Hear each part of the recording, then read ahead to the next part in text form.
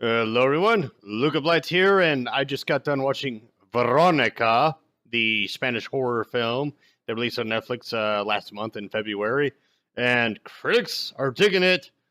Audience is kind of which is pretty much where I'm at. It wasn't a bad film, but it wasn't really all that great either. There were no memorable moments, no memorable characters, no memorable scenes. It all in all, it just felt like a rerun of the same old shit we've seen before.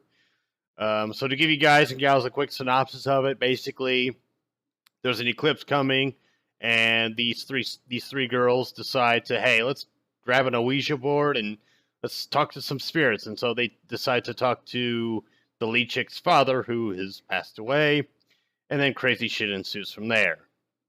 And that is to say that the other two chicks that are with the main protagonist, the main protagonist being Veronica, don't really show up a whole hell of a lot and are rather forgettable.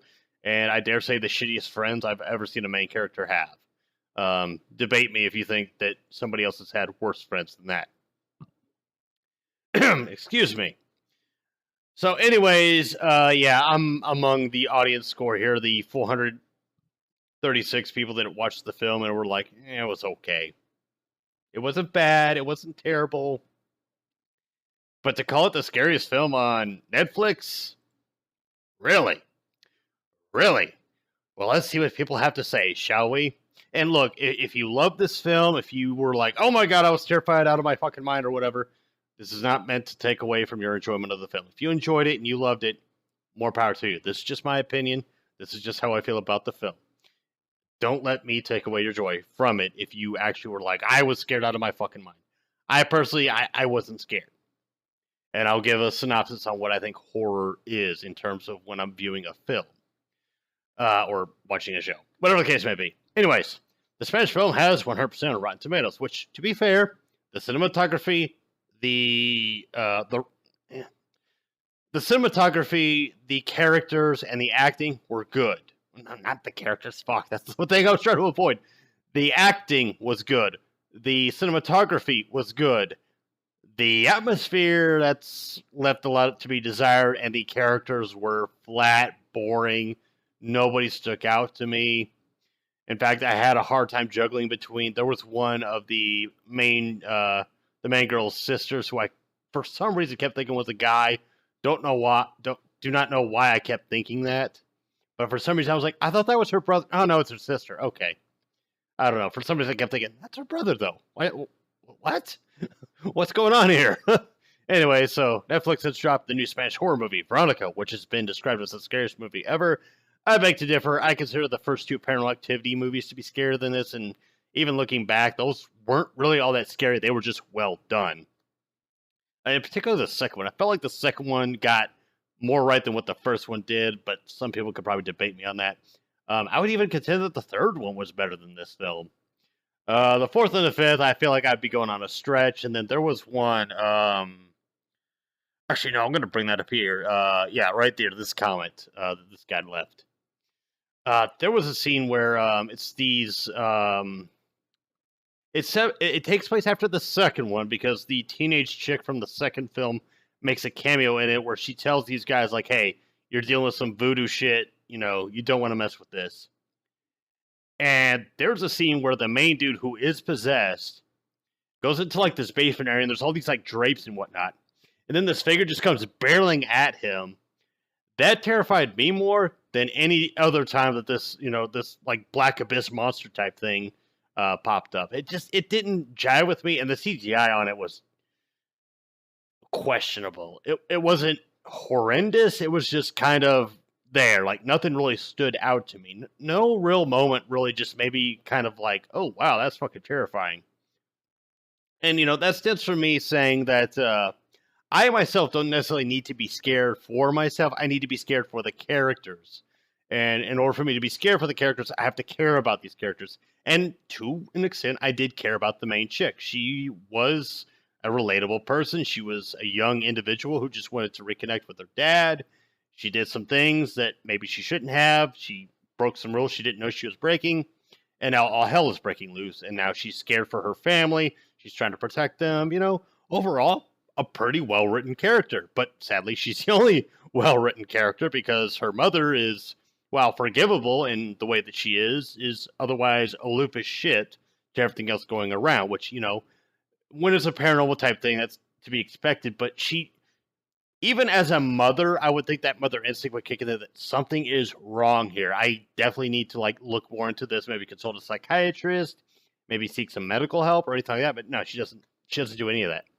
And it's not because she can't afford it, because that's never brought up. So that's up to interpretation, in which case it can be dismissed as easily as it can be brought up. So it's just it did not jive with me. Like, the only character that stood out to me was the lead chick, and she did a great job. I'm not harping on her at all. She did a phenomenal job in the role that she was given. And I think she could be great in future horror films. And I think that a lot of what was done in this, the child actors were good. They didn't annoy me.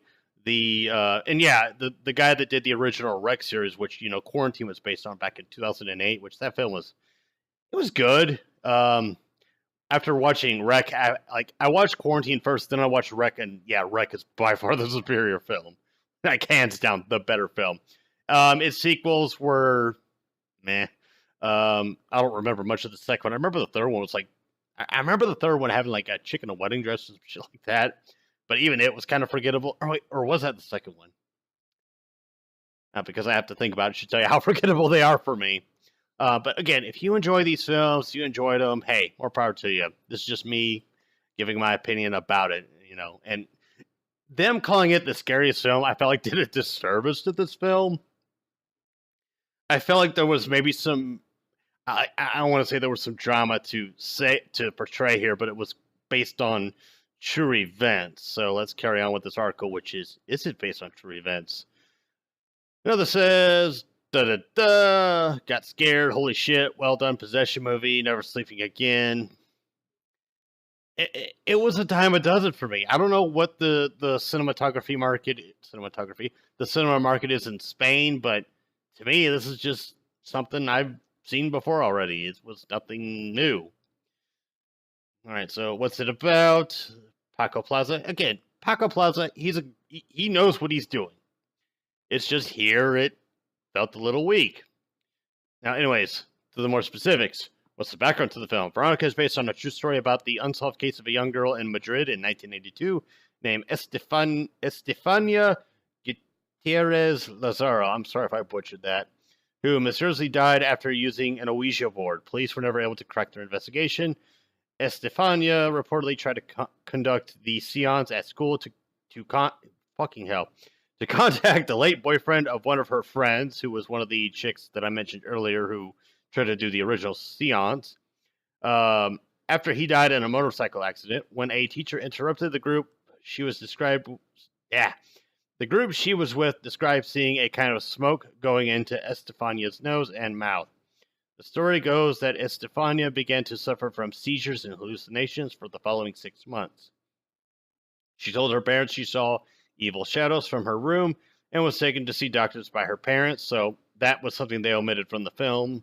The only time she was really in a, quote, medical ward was when she passed out initially, and the school nurse was looking over her saying, yeah, you fainted, give me kind of a, how are you feeling, have you done drugs, that kind of whole spiel.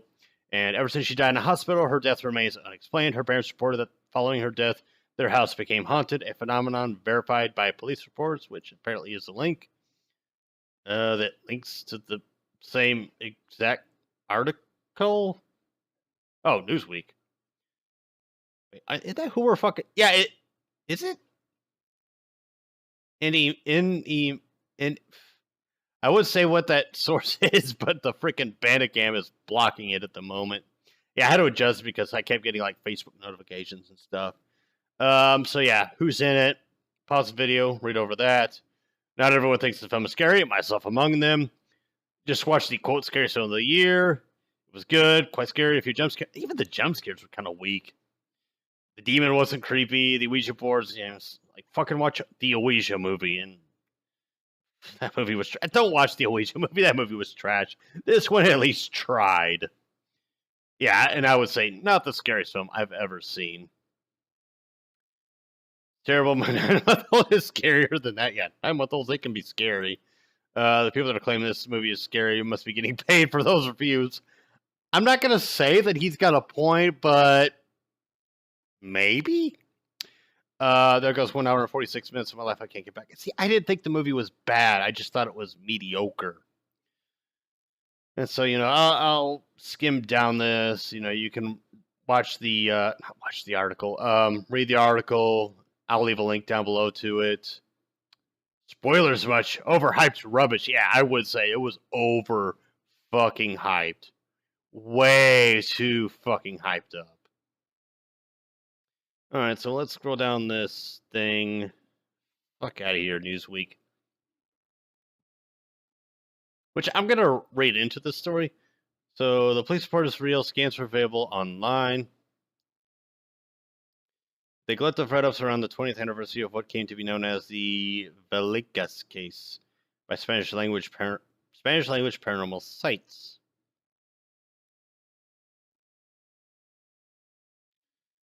Okay, so that's her actual name rather than Veronica. Reportedly performed a seance at school and unbroke her Ouija board, ending or interrupting the ritual. She later explained months of seizures and hallucinations, particularly of shadows and presence surrounding her. And just like at the end of Veronica, Estefania died, but not at home battling a demon. Instead, she died in a Madrid hospital in August 1991. The police report doesn't really have much to do with her, though the details of her possession, including more lurid, unverifiable claims, like that she inhaled a paranormal vapor from the shattered pieces of the glass Ouija planchette, are widely asserted. Estefania's family didn't get the police involved until more than a year after her death, though later ghost encounters would receive the imprimatur of multiple witnesses and the police. The actual basis for the plot of Veronica is little more than an anecdote. Yeah, I would say as well. At least just from reading that, it's like, yeah, they brought portions of it. And I guess this is an interview with the family from 1992. But yeah, I'll leave a link to this article as well if you guys want to read into it and whatnot. This is more of a movie review and less of a commentary on the film itself. So yeah, to that I would say 48%. I would give it a 5 out of 10. But 48%, that seems about right. Average rating 3.1 out of 5. Yeah, I would say that's pretty accurate. But the 7.3, no. Just no. I mean, critics are going to be critics, but I would say it was an average movie. It wasn't horrible. It wasn't bad, but it was far from memorable. If I were Jeremy Jahns, I would give it I'm going to remember this in T-minus like 1 day. Yep, already forgot. Hashtag checkout. Hashtag, what the fuck am I saying hashtag for? But yeah, check out Jeremy Jahns. I'm pretty sure he's going to have a review on this. His review is probably going to be true to his word. I trust a lot of what he says. Even if I disagree with the guy, I'm like, I get where he's coming from. I think he means truly what he is saying. But yeah, Jeremy Jahns, give him a check out. I'm going to give him a shout out as well. Might as well. Since I just used one of his fucking scores as something to kind of reference my own views of the film. But yeah, Jeremy Jahns, check him out on YouTube. Great reviewer, one of the more honest ones, alongside Schmozno and Chris Stuckerman. But anyway, folks, I just wanted to pop out this quick video before I finish uploading some more StarCraft Brutal videos. Anyways, I've been Luke Blight. This has been my quote-unquote review of Veronica on Netflix. If you have Netflix, honestly, if you've seen paranormal films before, you've already seen this one. But if you haven't seen any, or if you're interested in watching it, go for it. I'm going to say it's passable. It's okay. It's not great. But anyways, links down below on all the articles that I shared. And otherwise, I shall see you all for whatever video I upload next.